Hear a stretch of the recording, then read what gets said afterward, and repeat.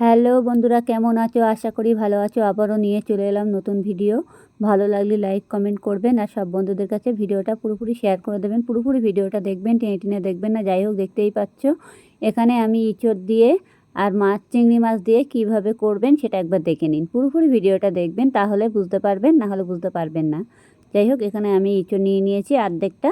অবশ্যই ইঁচড়টা অনেকটা বড়ই ছিল, যার কারণে আমি অর্ধেকটা ইঁচড় নিয়ে নিয়েছি। আর এখানে চিংড়ি মাছ নিয়েছি, দেখতেই পাচ্ছ চিংড়ি মাছগুলো বেশ বড় বড়। অবশ্য চিংড়ি মাছগুলো কিনে এনে দোকান থেকে ভালো করে ছাড়িয়ে নিয়েছি। ছাড়িয়ে নিয়ে চিংড়ি মাছের যে শিরাটা ছিল সেটাও ফেলে দিতে হবে। যাই হোক, সেটা আমি বেছে নিয়ে আমি বাটি করে তুলে রেখেছি।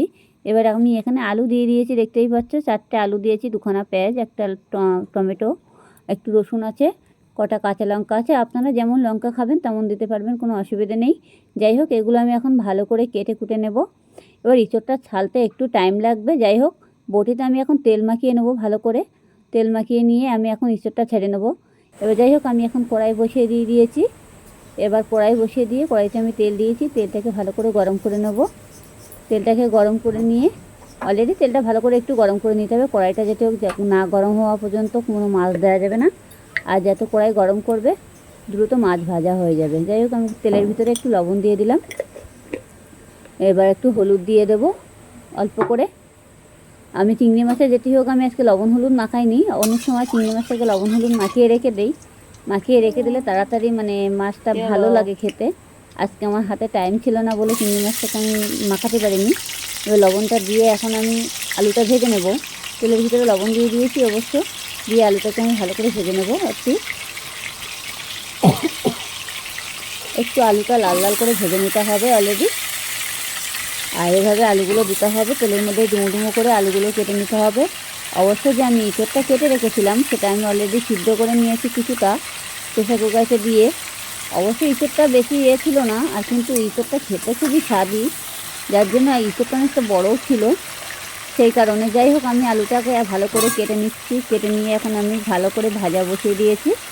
এটা অলরেডি ভেজে নিতে হবে একটু লাল লাল করে। আলুটা যেমন মাংসের সঙ্গে আলুটা ভেজে নিতে হবে, তেমন ইঁচড়ের সঙ্গে আলু দিতে গেলে একটু ভেজে নিলে তরকারি টেস্টি অন্যরকম লাগে। যাই হোক, আলুগুলো দেওয়া হয়ে গেছে। এখন আমি আলুটা পুরোপুরি ভেজে নেব। একটু লাল লাল করে ভেজে নিয়ে তারপর আমি তুলে নেব।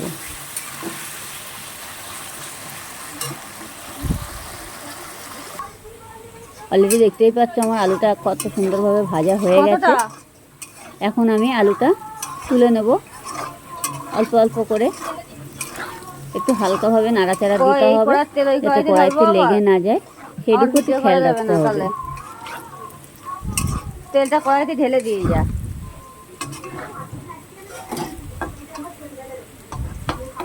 এবার আলুগুলো আমি এক সাইড করে তুলে নিচ্ছি।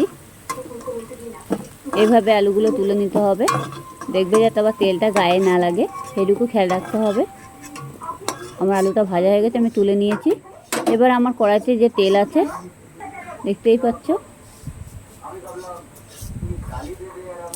তেলের ভিতরে আমি একটু জিরে ফোড়ন দিয়ে দিলাম।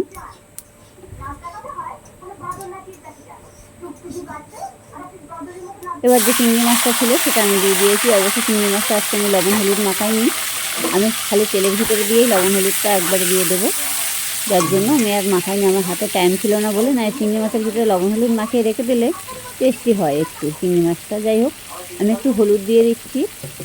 এবার একটু লবণ দিতে হবে হালকা পরিমাণে, যেমন মাছে নুন হলুদ মাখাও আর কি, সেই বুঝে তেলের মধ্যে দিয়েও ভাজে, অসুবিধা হবে না আশা করি, আরও সেটা ভালো লাগবে।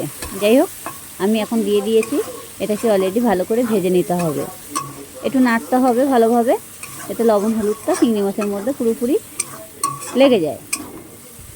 দেখেছো, এভাবে একটু নাড়াচাড়া দিতে হবে, দিয়ে চিংড়ি মাছটাকে এবার ভালো করে লাল লাল করে ভেজে নিতে হবে। কিন্তু অনাবরত একটু নাড়তে হবে যাতে পুড়ে না যায়, সেদিকে একটু খেয়াল রাখতে হবে।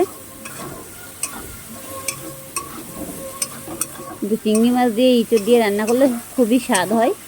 অতি অবশ্যই ঘরে বসে এই রেসিপি একবার করে দেখুন, তাহলে বুঝতেই পারবে। অনেকে অনেক সময় নিরামিষ করে, বেশিরভাগ ইঁচড় চিংড়ি মাছ দিয়ে অনেকে করে না, অনেকে করে।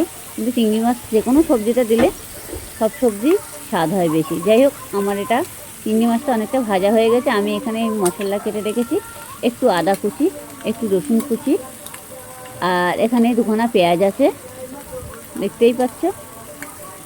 এবার আমি এটাকে আদা কুচি আর রসুন কুচিটাকে আমি ভালো করে এই চিংড়ি মাছের সাথে একবারে ভালো করে ভেজে নেবো। যেটি হোক আমি চিংড়ি মাছটাকে নামালাম না, আর নামানোর কোনো দরকার নেই।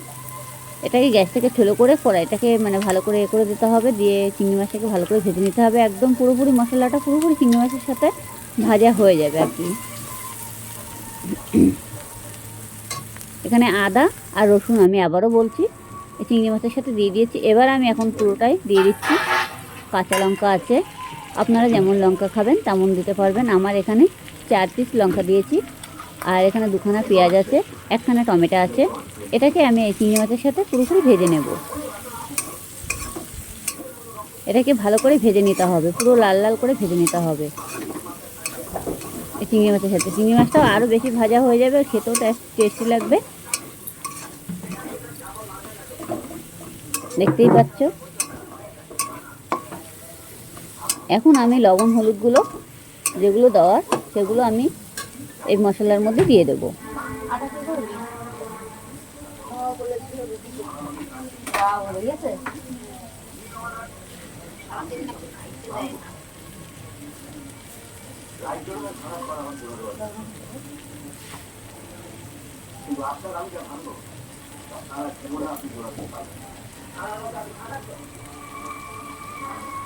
লবণ দিয়ে দিচ্ছি, এই যে লবণটা দিয়ে দিলাম। লবণটা একটু বুঝে দেবেন যাতে একটু লবণ টান না হয়ে যায়। সব কিছু একটু মানে দেখে দেখে দেবেন, তাহলে ভালো লাগবে। এবার আমি হলুদ দিয়ে দিচ্ছি।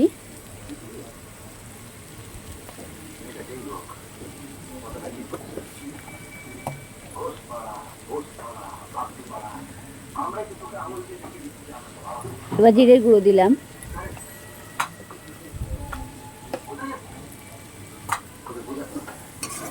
এবার এটাকে ভালো করে নাড়াচাড়া দিতে হবে, পুরোপুরি ভাজা ভাজা হয়ে যাবে, একদম পুরো লাল লাল হয়ে যাবে। দেখতেই পাচ্ছ আমার মশলাটা ভাজা হয়ে গেছে অনেকটা, দেখেছো কালারটাও চলে এসেছে, এরকম কালারটা চলে আসছে। আর পুরো ভাজাও হয়ে যাবে, চিংড়ি মাছগুলো একদম পুরো আরও বেশি ভাজা হয়ে যাবে, আর স্বাদ লাগবে বেশি আর কি।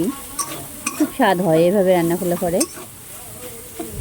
অনেক সময় কাঁচা মশলা সবজির মধ্যে দিলে এই কাঁচা গন্ধ ভাবটা থেকে যায়, আর তেলের মধ্যে দিয়ে মশলা রান্না করলে একটু গন্ধ ভাবটা থাকে না, আর তরকারির টেস্টটাই অন্যরকম লাগে, খেতেও ভালো লাগে। যাই হোক, হালকা পরিমাণে একটু চিনি দিয়ে দিলাম, ব্যাস। এটাকে ভালোভাবে নাড়তে হবে।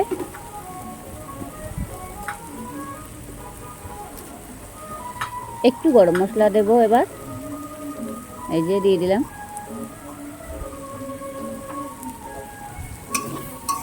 দেওয়া হয়ে গেছে, এটাকে ভালো করে নাড়াচাড়া দিয়ে নিতে হবে। এই ইঁচড়ের তরকারিটা এমনই লাগবে, পুরো মাংস তরকারি আর কেমন মাংস ছেড়ে ইঁচড় খেতে ইচ্ছে করবে না, পুরো মাংসের মতনই লাগবে। অতি অবশ্যই ঘরে বসে চেষ্টা করুন, তাহলে বুঝতে পারবেন। যাই হোক, এরকম আমি ইঁচড়টা যে সিদ্ধ করে নিয়েছিলাম সেই ইঁচড়টা আমি এখন দিয়ে দিয়েছি। অতি অবশ্যই ইঁচড়টা যখন কাটবে, কেটে জলে দিয়ে সেই গরম জল করে ইঁচড়টাকে বসিয়ে দেবে, দিয়ে একটু সিদ্ধ করে নেবে, তাহলে যে কষ্ট ভাবটা সেটা থাকবে না। এটা তো সবাই জানে যে ইঁচড় একটু সিদ্ধ করে নিতে হয়, সিদ্ধ না করলে কিন্তু হবে না। যাই হোক, এখন আমি ভালো করে সিদ্ধ করে নিয়ে আমি এখন সবজিটা দিয়ে দিয়েছি। দেখতেই পাচ্ছ, এখন ভালো করে নাড়াচাড়া দিতে হবে, একটু পুরো লাল লাল করে ভেজে নিতে হবে। এবার যে আমার আলু ভাজা ছিল সেটা আমি দিয়ে দিচ্ছি। আলু ভাজাটা আমি দিয়ে দিলাম।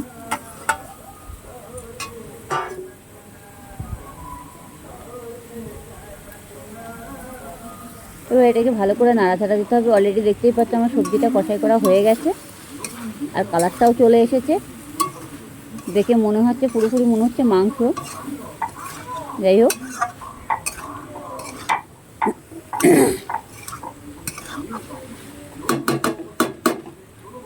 দেখে নিয়েছো, এভাবে করবে তাহলে বুঝতে পারবে ইঁচড়ের স্বাদ কেমন হয়।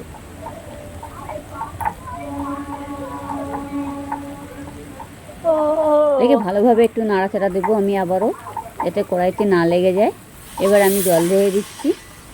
জলটা একটু বুঝে শুনে দেবেন। যদি মনে করবেন না একটু ঝোল ঝোল রাখবো, তাহলে সেইভাবে দেবেন, আর যদি মনে করবেন না মাখা মাখা করবো, তো সেভাবেই দেবেন। ব্যাস, আমার জল দেওয়া হয়ে গেছে। এবার আমি এঁচোড়টা ভালো করে নাড়াচাড়া দেবো। বলে একটা দই নিয়ে আসতে বলতো, বাবাকে বলতে একটা দই নিয়ে আসতে। দই নাড়াচাড়া দেওয়া হয়ে গেছে কিছুক্ষণের জন্য।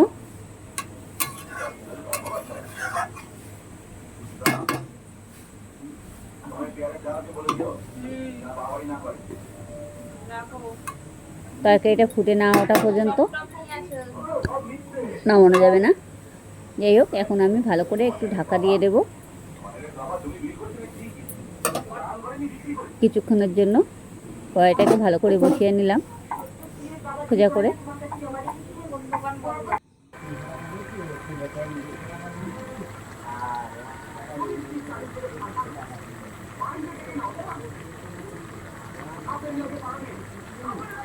অলরেডি দেখতেই পাচ্ছে তরকারি কালারটা কিন্তু চলে এসেছে, ঝোলটা কিন্তু অনেকটা মানে হয়ে গেছে। দেখতেই পাচ্ছ আমার তরকারিটা পুরোপুরি হয়ে গেছে। ভালো লাগলে লাইক কমেন্ট করতে ভুলবে না, কেমন?